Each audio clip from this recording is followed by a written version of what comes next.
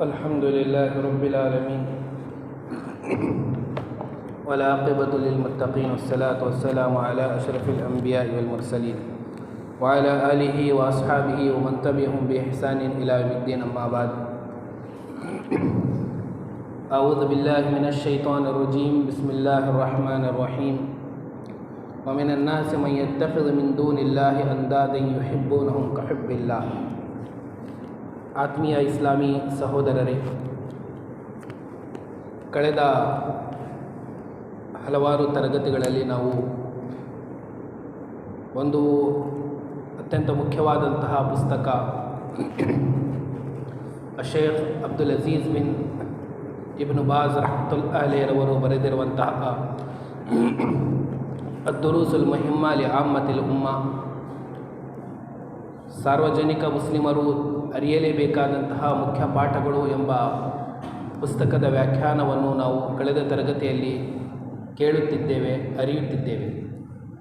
ಅದರ ಎರಡನೆಯ ಅಧ್ಯಾಯ ಇಸ್ಲಾಮಿನ ಆಧಾರ ಸ್ತಂಭಗಳು ಎಂಬುದಾಗಿದೆ. ಆತ್ಮೀಯ ಸಹೋದರರೇ, ಇಸ್ಲಾಂ ಧರ್ಮವು ಅದು 5 ಸ್ತಂಭಗಳನ್ನು ಹೊಂದಿದೆ. ಇಸ್ಲಾಮಿನ 5 ಆಧಾರ ಮೂಲಭೂತ ಸ್ತಂಭಗಳಿವೆ.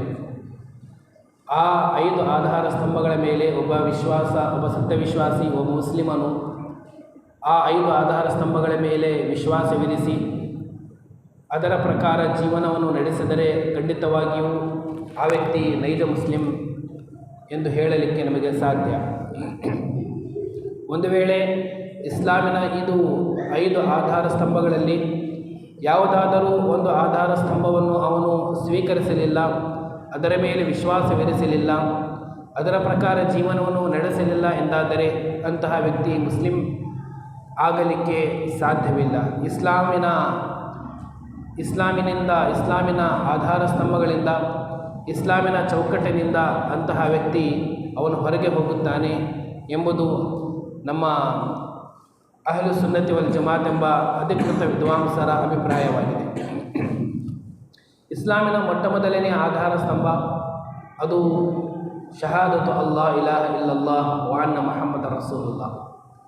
ಅಂದರೆ ಶಹಾದತು ಅಲ್ಲಾ ಇಲಾಹ ಇಲ್ಲಲ್ಲಾಹ್, ಅಲ್ಲಾಹನ ಹೊರತು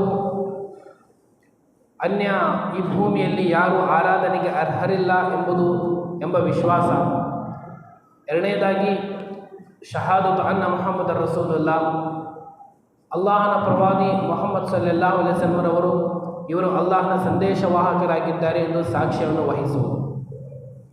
ಅಲ್ಲಾಹನು ಏಕೈಕನಾಗಿದ್ದಾನೆ, ಅವನೇ ಆರಾಧನೆಗೆ ಅರ್ಹನಾಗಿದ್ದಾನೆ ಎಂದು ಒಬ್ಬ ವ್ಯಕ್ತಿ ತನ್ನ ನಾಲಿಗೆಯಿಂದ ಅವನು ಸಾಕ್ಷ್ಯವನ್ನು ವಹಿಸಿದರೆ ಅವನು ಇಸ್ಲಾಂ ಧರ್ಮದಲ್ಲಿ ಅವನು ಪ್ರವೇಶಿಸುತ್ತಾನೆ.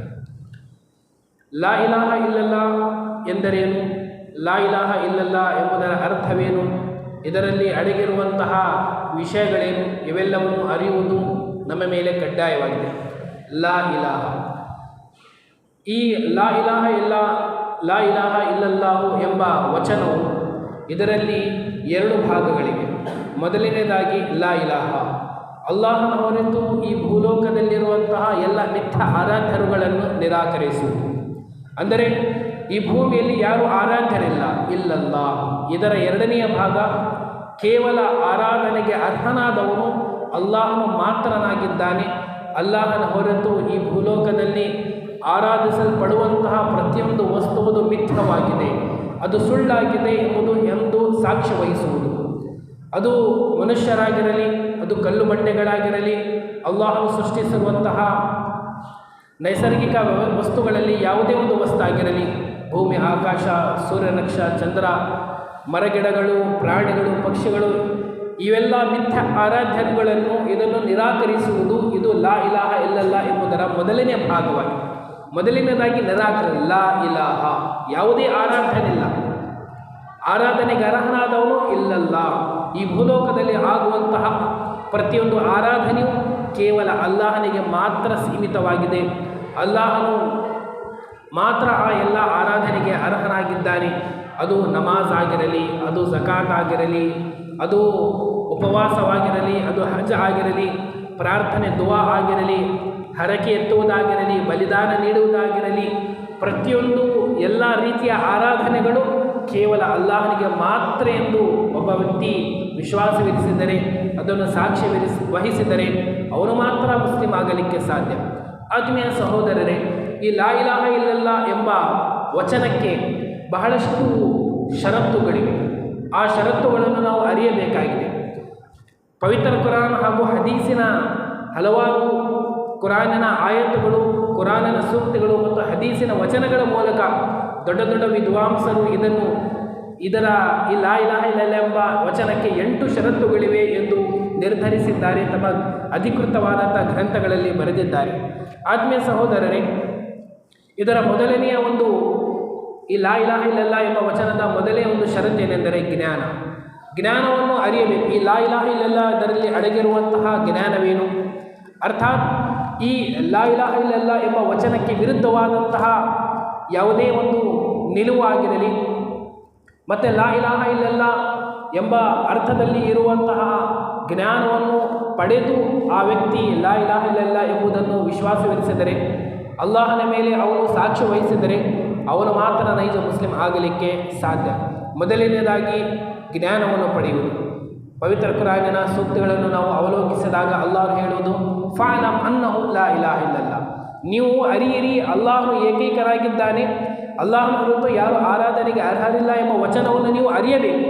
ಅದರಲ್ಲಿ ಅಡಗಿರುವಂತಹ ಜ್ಞಾನವನ್ನು ನೀವು ಅರಿಯಬೇಕು. ಅಂದರೆ ಈ ಲಾ ಇಲಾಹ ಇಲ್ಲಲ್ಲಾ ಎಂದು ನಾನು ಸಾಕ್ಷ್ಯ ವಹಿಸುತ್ತಿರುವಾಗ ಇದರಲ್ಲಿ ಅಲ್ಲಾಹು ನನಗೆ ಉದ್ದೇಶಿಸಿ ಹೇಳುತ್ತಿರುವಂತಹ ಸಂದೇಶವೇನು, ಅಲ್ಲಾಹು ನನಗೆ ಈ ಒಂದು ವಚನದ ಮೂಲಕ ನನ್ನಿಂದ ಬಯಸುತ್ತಿರುವಂತಹ ವಿಷಯವೇನು, ಅಲ್ಲಾಹನ ಬಯಕೆ ಈ ಒಂದು ಕಲಿಮಾದೊಂದಿಗೆ, ಈ ವಚನದೊಂದಿಗೆ ಏನಾಗಿದೆ ಎಂದು ಒಬ್ಬ ವ್ಯಕ್ತಿ ಅರಿಯಬೇಕು. ಅರಿಯದೆ ಅವನು ತನ್ನ ಬಾಯಿಂದ ಮಾತ್ರ ಲಾ ಇಲಾಹ ಇಲ್ಲಲ್ಲಾ ಎಂದು ಹೇಳಿ ಅದರ ಜ್ಞಾನವನ್ನು ಪಡೆಯದೇ ಅವನು ಹಾಗೇ ಸುಮ್ಮನೆ ತನ್ನ ಬಾಯಿಂದ ಉಚ್ಚರಿಸಿದರೆ ಅವನಿಗೆ ಈ ಕಲಿಮಾ, ಈ ಲಾ ಇಲಾಹ ಇಲ್ಲಲ್ಲಾ ಎಂಬ ವಚನ ಯಾವುದೇ ರೀತಿಯ ಪ್ರಯೋಜನ ಕೊಡಲಿಕ್ಕೆ ಸಾಧ್ಯವಿಲ್ಲ. ಅದೇ ಕಾರಣದಿಂದಾಗಿ ಪ್ರವಾದಿ ಮುಹಮ್ಮದ್ ಸಲ್ಲಲ್ಲಾಹು ಅಲೈಹಿ ವಸಲ್ಲಂ ಅವರು ಹದೀಸಿನಲ್ಲಿ ಹೀಗೆ ಹೇಳಿದರು, ಮಮ್ಮಾತ ವಹುವ ಯಅಲಮ್ ಅನ್ನಹು ಲಾ ಇಲಾಹ ಇಲ್ಲಲ್ಲಾ ದಖಲಲ್ ಜನ್ನ, ರವಾಹು ಮುಸ್ಲಿಂ. ಒಬ್ಬ ವ್ಯಕ್ತಿ ಲಾ ಇಲಾಹ ಇಲ್ಲಲ್ಲಾ ಇದರ ಜ್ಞಾನವನ್ನು ಅರಿತವನು ಸತ್ತು ಹೋದರೆ, ಅಲ್ಲಾಹನ ಹೊರತು ಯಾರು ಆರಾಧನೆಗೆ ಅರ್ಹರಿಲ್ಲ, ಅಲ್ಲಾಹನು ಮಾತ್ರ ಆರಾಧನೆಗೆ ಅರ್ಹನಾಗಿದ್ದಾನೆ ಎಂಬ ವಚನದಲ್ಲಿ ಅಡಗಿರುವಂತಹ ಜ್ಞಾನವನ್ನು ಅರಿತು ಒಬ್ಬ ವ್ಯಕ್ತಿ ಸತ್ತು ಹೋದರೆ, ಮರಣ ಹೊಂದಿದರೆ ದಖಲಲ್ ಜನ್ನ, ಅಂತಹ ವ್ಯಕ್ತಿ ಅವನು ಸ್ವರ್ಗಕ್ಕೆ ಹೋಗುತ್ತಾನೆ. ಆತ್ಮೀಯ ಸಹೋದರರೇ, ಲಾ ಇಲಾಹ ಇಲ್ಲಲ್ಲಾ ಇದು ಸ್ವರ್ಗದ ಕೀಲಿಕೆಯಾಗಿದೆ. ಸ್ವರ್ಗದ ಕೀಲಿಕೈ, ಈ ಯಾವುದೇ ಒಂದು ಕೀಲಿಕೈ ಅದಕ್ಕೆ ಹಲ್ಲುಗಳಿರುತ್ತವೆ, ಹಲ್ಲುಗಳೇ ಇಲ್ಲದೆ ಯಾವುದೇ ಒಂದು ಬೀಗ ಅದು ತೆಗೆಯಲಿಕ್ಕೆ ಸಾಧ್ಯವಿಲ್ಲ. ಅದೇ ರೀತಿ ಲಾ ಇಲಾಹ ಇಲ್ಲಲ್ಲಾ ಎಂಬುದು ಇದು ಸ್ವರ್ಗದ ಕೀಲಿಕೆಯಾದಾದರೆ ಅದರಲ್ಲಿ ಅಡಗಿರುವಂತಹ ಅದರ ಜ್ಞಾನವು, ಅದರಲ್ಲಿ ಅಡಗಿರುವಂತಹ ಈ ಷರತ್ತುಗಳು ಅದರ ಹಲ್ಲುಗಳಾಗಿವೆ. ಆ ಹಲ್ಲುಗಳು ಇದ್ದರೆ ಮಾತ್ರ ಆ ಸ್ವರ್ಗದ ಬೀಗ ನಾವು ತೆಗಿಲಿಕ್ಕೆ ಸಾಧ್ಯ. ಅದರ ಮೊದಲನೆಯ ಒಂದು ಆ ಕೀಲಿಕೆಯ ಮೊದಲನೇ ಒಂದು ಹಲ್ಲು ಅದು ಜ್ಞಾನವಾಗಿದೆ. ಈ ಲಾ ಇಲಾಹ ಇಲ್ಲಲ್ಲಾದ ಜ್ಞಾನ ನಾವು ಅರಿಯಬೇಕು. ಅಂದರೆ ಅಲ್ಲಾಹನ ಆರಾಧನೆಗೆ ವಿರುದ್ಧವಾಗಿ ಬರುವಂತಹ ಪ್ರತಿಯೊಂದು ವಸ್ತುವನ್ನು ನಾವು ನಿರಾಕರಿಸಬೇಕು. ಅದರಲ್ಲಿ ನಮಗೆ ಈ ಭೂಲೋಕದ ಎಷ್ಟೇ ದೊಡ್ಡ ನಷ್ಟವಾಗಿರಲಿ, ಯಾವುದೇ ರೀತಿಯ ಆಪತ್ತು ನಮಗೆ ಬರಲಿ, ಯಾವುದೇ ರೀತಿಯ ತೊಂದರೆ ಬರಲಿ, ಆ ಅಲ್ಲಾಹನ ಆರಾಧನೆಗೆ ವಿರುದ್ಧವಾಗಿ ಬರುವಂಥ ಪ್ರತಿಯೊಂದು ವಸ್ತುವನ್ನು, ಪ್ರತಿಯೊಂದು ವಿಷಯವನ್ನು ನಾವು ನಿರಾಕರಿಸಬೇಕು ಮತ್ತು ಅಲ್ಲಾಹನಿಗೆ ಮಾತ್ರ ನಾವು ಶರಣಾಗಬೇಕು ಎಂಬುದು ಈ ಒಂದು ಕಲಿಮಾದ ಮೊದಲನೆಯ ಒಂದು ಷರತ್ತಾಗಿದೆ. ಎರಡನೆಯದಾಗಿ ಈ ಲಾ ಇಲಾಹ ಇಲ್ಲಲ್ಲಾದಲ್ಲಿ ಅಡಗಿರುವಂತಹ ಎರಡನೆಯ ಷರತ್ತು ಅದು ಅಲ್ ಯಕೀನ್. ಅಂದರೆ ಒಬ್ಬ ವ್ಯಕ್ತಿಯ ಮನಸ್ಸಿನಲ್ಲಿ ದೃಢ ವಿಶ್ವಾಸವಿರಬೇಕು.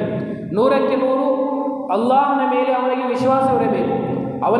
ಆ ವ್ಯಕ್ತಿಯಲ್ಲಿ 100ಕ್ಕೆ 1 ಭಾಗ ಅಲ್ಲಾಹೇತರರಲ್ಲಿ, ಅಲ್ಲಾಹನ ವಿರುದ್ಧ, ಅಲ್ಲಾಹನ ಹೊರತಾಗಿರುವಂತಹ ಮಿಥ್ಯಾರಾಧನೆಗಳಲ್ಲಿ ಒಂದು ವೇಳೆ ವಿಶ್ವಾಸವಿದ್ದರೆ, ಅಂದರೆ ಅವನ ಮನಸ್ಸಿನಲ್ಲಿ ಸಂಶಯವಿದ್ದರೆ, ಅಲ್ಲಾಹನು ಸಹ ನನಗೆ ಆಹಾರ ನೀಡುವವನಾಗಿದ್ದಾನೆ, ಅಲ್ಲಾಹನ ಹೊರತು ಇತರರು ಸಹ ನನಗೆ ಆಹಾರ ನೀಡುವವರಾಗಿದ್ದಾರೆ. ನಾವು ಸಮಾಜದಲ್ಲಿ ನೋಡಬಹುದು, ಅಲ್ಲಾಹನೇ ನಮಗೆ ನಮ್ಮ ಸಂಕಷ್ಟಗಳನ್ನು ದೂರ ಮಾಡೋಣ. ಆದರೆ ಈ ಗೋರಿಗಳಲ್ಲಿ, ಈ ಸಮಾಧಿಗಳಲ್ಲಿ ಇರುವವರ ಮೂಲಕ ನಾವು ಅಲ್ಲಾಹನೊಂದಿಗೆ ನಾವು ಪ್ರಾರ್ಥಿಸುತ್ತೇವೆ ಎಂಬ ವಿಶ್ವಾಸ ವಿರಿಸುವಂತಹ ಜನರು ನಮ್ಮ ಸಮಾಜದಲ್ಲಿದ್ದಾರೆ. ಅಲ್ಲಾಹನು ಮಾತ್ರ ಸಹಾಯ ಮಾಡುವವನಾಗಿದ್ದಾನೆ, ಅಲ್ಲಾಹನು ಮಾತ್ರ ನಮ್ಮ ತೊಂದರೆಗಳನ್ನು ದೂರ ಮಾಡುವವನಾಗಿದ್ದಾನೆ ಎಂದಾದರೆ ಪ್ರಾರ್ಥನೆಯು ಕೇವಲ ಅಲ್ಲಾಹನೊಂದಿಗೆ ಮಾತ್ರ ಇರಬೇಕು. ಅಲ್ಲಾಹನೊಂದಿಗೆ ಒಂದು 1% ಮಾತ್ರ ನಮ್ಮಲ್ಲಿ ಸಂಶಯವಿದ್ದರೂ ಸಹ ಅಂತಹ ವ್ಯಕ್ತಿ ನೈಜ ಮುಸ್ಲಿಂ ಆಗಲಿಕ್ಕೆ ಸಾಧ್ಯವಿಲ್ಲ. ಅವನು ಲಾ ಇಲಾಹ ಇಲ್ಲಲ್ಲಾಹ್ ಎಂಬ ವಚನದ ಷರತ್ತುಗಳನ್ನು ಪೂರ್ಣಗೊಳಿಸಿಲ್ಲ, ಅದು ಅಲ್ಲಿ ಯಕೀನಾಗಿದೆ. ಅಂದರೆ ಅಲ್ಲಾಹನ ಹೊರತು ಇರುವಂತಹ ಎಲ್ಲ ಮಿಥ್ಯಾರಾಧ್ಯರುಗಳು ಇವರು ಯಾವುದೇ ರೀತಿಯ ಇವರು ನಮಗೆ ಸಹಾಯ ಮಾಡಲಿಕ್ಕೆ ಸಾಧ್ಯವಿಲ್ಲ, ಇವರ ಆರಾಧನೆಗೆ ಅರ್ಹರಾಗಲಿಕ್ಕೆ ಸಾಧ್ಯವಿಲ್ಲ ಎಂಬ ನಿಲುವು ಅವನ ಮನಸ್ಸಿನಲ್ಲಿ ಬಹಳ ಗಟ್ಟಿಯಾಗಬೇಕು. ಇದು ಮಾತ್ರ ಇಂತಹ ವ್ಯಕ್ತಿ ಮಾತ್ರ ಅವನು ಮುವಹಿದ್, ಅಂದರೆ ಅವನು ತೌಹೀದಿನಿಗೆ ಅವನು ಅರ್ಹನಾಗಲಿಕ್ಕೆ ಸಾಧ್ಯ. ಅದೇ ರೀತಿ ಅಲ್ಲಾಹನ ವಿರುದ್ಧವಾಗಿ ನಡೆಯುವಂತಹ ಜನರ ಕುರಿತು ಅವನ ನಿಲುವೇನಾಗಿರಬೇಕು. ಯಾರು ಶಿರ್ಕ್ ಮಾಡುತ್ತಾರೆಯೋ, ಯಾರು ಮುಶ್ರಿಕೀನರೋ ಅವರ ಕುರಿತು ಅವರು ಮುಶ್ರಿಕ್ ಆಗಿದ್ದಾರೆ, ಅವರು ಕಾಫಿರ್ಗಳಾಗಿದ್ದಾರೆ ಎಂಬ ದೃಢ ವಿಶ್ವಾಸ ಸಹ ಅವನ ಮನಸ್ಸಿನಲ್ಲಿರಬೇಕು.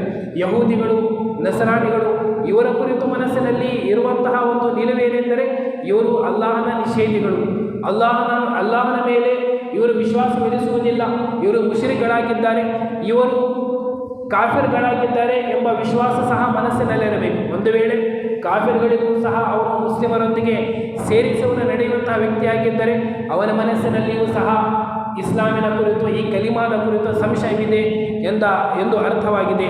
ಪ್ರವಕ್ತಿ ಮುಹಮ್ಮದ್ ಸಲ್ಲಲ್ಲಾಹು ಅಲೈಹಿ ವಸಲ್ಲಂ ಅವರು ಹೇಳಿದರು, ಅಶ್ಹದು ಅಲ್ಲಾ ಇಲಾಹ ಇಲ್ಲಲ್ಲಾಹ್ ವ ಅನ್ನಿ ರಸೂಲುಲ್ಲಾಹ್ ಲಾ ಯಲ್ಕಲ್ಲಾಹು ಬಿಹಿಮಾ ಅಬ್ದುನ್ ಗೈರು ಶಾಕಿನ್ ಫೀಹಿಮಾ ಇಲ್ಲಾ ದಖಲಲ್ ಜನ್ನ.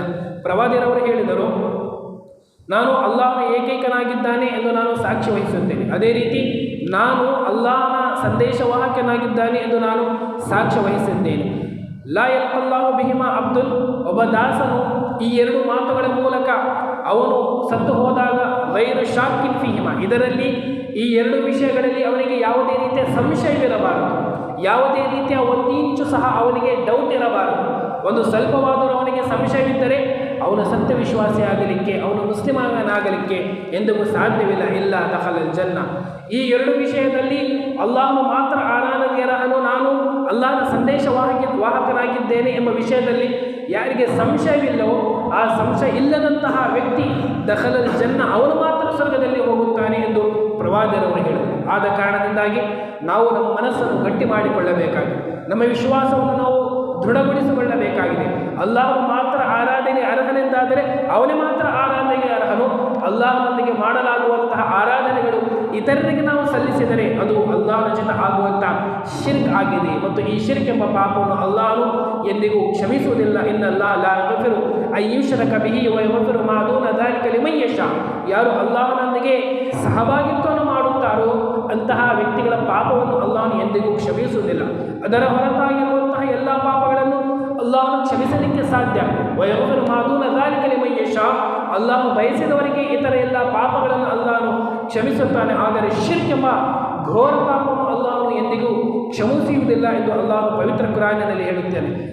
ಇದರ ಅರ್ಥವೇನೆಂದರೆ ನಮ್ಮ ಮನಸ್ಸಿನಲ್ಲಿ ಈ ಕಲಿಮಾದ ಕುರಿತು, ಈ ಕಲಿಮೆ ಲಾ ಇಲಾಹ ಇಲ್ಲಲ್ಲಾಹ್ ಎಂಬ ವಿಷಯದ ಕುರಿತು ಯಾವುದೇ ರೀತಿಯ ಸಂಶಯ ಇರಬಾರದು, ಡೌಟ್ ಇರಬಾರದು. ಅಲ್ಲಾಹನೊಂದಿಗೆ ನಮ್ಮ ಆರಾಧನೆ, ಅಲ್ಲಾಹನೊಂದಿಗೆ ನಮ್ಮ ಪ್ರಾರ್ಥನೆ, ಅಲ್ಲಾಹನಿಗಾಗಿ ಮಾತ್ರ ಬಲಿದಾನ, ಅಲ್ಲಾಹನಿಗೆ ಮಾತ್ರ ನಮ್ಮೆಲ್ಲರ ಎಲ್ಲ ಆರಾಧನೆಗಳು ಕೇವಲ ಅಲ್ಲಾಹನಿಗಾಗಿ ಮಾತ್ರ ನಾವು ಸಲ್ಲಿಸಿದರೆ ನಾವು ನೈಜ ಸತ್ಯವಿಶ್ವಾಸಿಗಳಾಗಲಿಕ್ಕೆ ಸಾಧ್ಯ. ಇದರ ಇನ್ನೂ ಹಲವಾರು ಷರತ್ತುಗಳಿವೆ. ಮುಂದಿನ ತರಗತಿಗಳಲ್ಲಿ ನಾವು ಹಂತ ಹಂತವಾಗಿ ಇದರ ಷರತ್ತುಗಳನ್ನು ಕಲಿಯೋಣ. ಅಲ್ಲಾಹು ನಮ್ಮೆಲ್ಲರನ್ನು ಈ ಪವಿತ್ರ ಕುರಾನಿನ ಸೂಕ್ತಗಳ ಮೂಲಕ, ಪ್ರವಾದಿ ಮುಹಮ್ಮದ್ ಸಲ್ಲಲ್ಲಾಹು ಅಲೈಹಿ ವಸಲ್ಲಂ ಅವರ ಹದೀಸ್ಗಳ ಮೂಲಕ ನಮ್ಮ ಸತ್ಯವಿಶ್ವಾಸವನ್ನು ಸುಧಾರಿಸಿಕೊಳ್ಳುವಂಥ ಅಲ್ಲಾಹನು ತೌಫೀಕನ್ನು ದಯಪಾಲಿಸಲಿ. ಆಮೀನ್. ವಾಖಿರು ದಾವಾನಾ ಅನಿಲ್ ಹಮ್ದುಲಿಲ್ಲಾಹಿ ರಬ್ಬಿಲ್ ಆಲಮೀನ್.